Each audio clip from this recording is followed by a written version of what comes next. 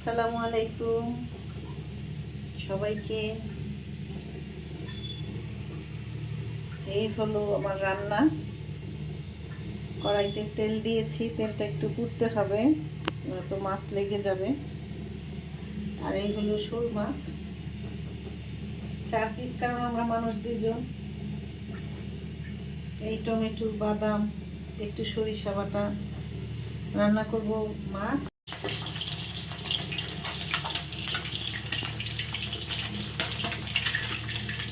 বেশি ভাজবো না, কারণ আমি সরিষা দিয়ে রান্না করব। শোল মাছ কেউ সরিষা দিয়ে খায় আমার জানা নেই, কিন্তু আমি খেলাম।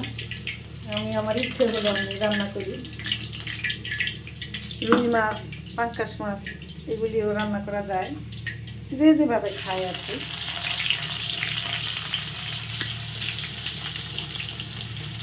দেখবেন আমার অল্প পেঁয়াজ লাগে।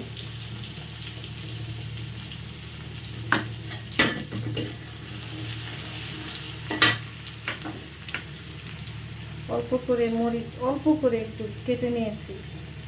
পুরোটা মরিচ 2 ভাগ করে কাটিনি, কারণ ঝাল লেগে যাবে অনেক।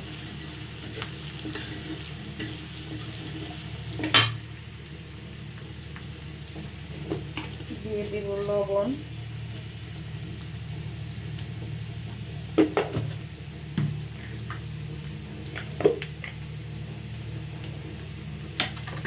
দিব একটু আদা রসুন বাটা,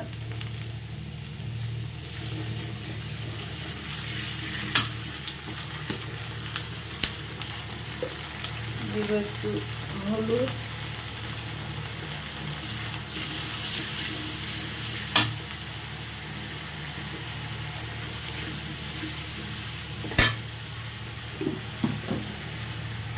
দিব জিরা ধনিয়া একসাথে করে মিক্স করে আমি ঘরে ব্লেন্ডার করেছি। একটু মরিচ পাখি দিব সামান্য। আমার ছোট মেয়েটা ঝাল খেতে পারে না, আমিও পারি না ঝাল খেতে, আগে অনেক খেয়েছি।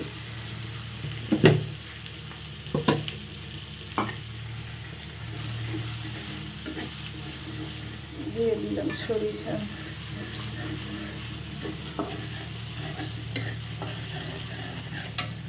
একটু পানি অ্যাড করবো।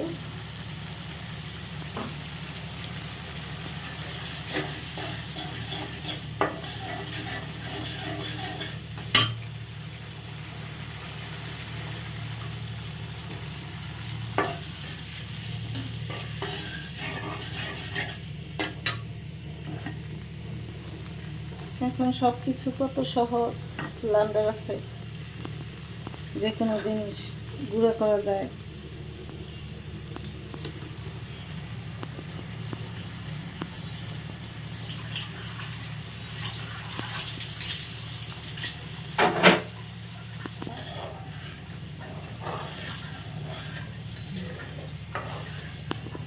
দিব একটু টমেটো, ব্লেন্ডার করেছিলাম, কাঁচাই করেছি, কারণ আনাম টমেটো কেটে কেটে দিলে আবার হয়তো কেমন দেখা যায় আর কি, এর জন্য।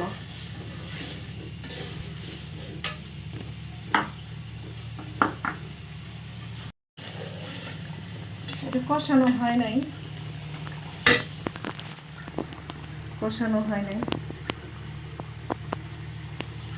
কষলে পরে দিয়ে দেব মাছ।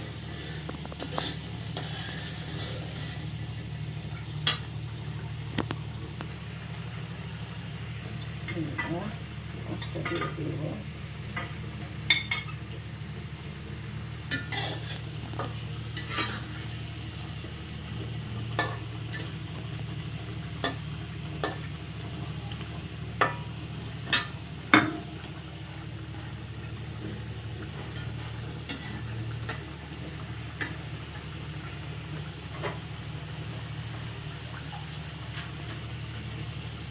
হালকা একটু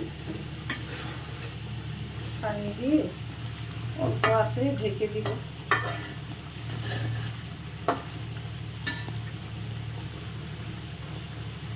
তেলটা ভাসছে, তার মানে মশলা কষানো হয়েছে। মাছটাও এখন কষতেছে।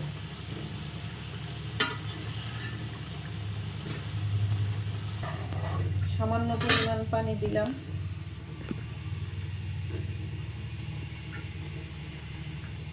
পরিমাণ পানি দিলাম।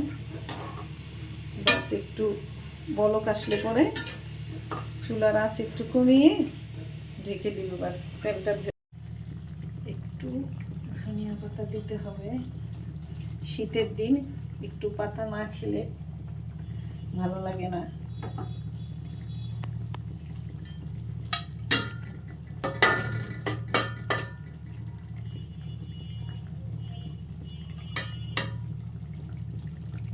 ব্যাস হয়ে গেছে রান্না।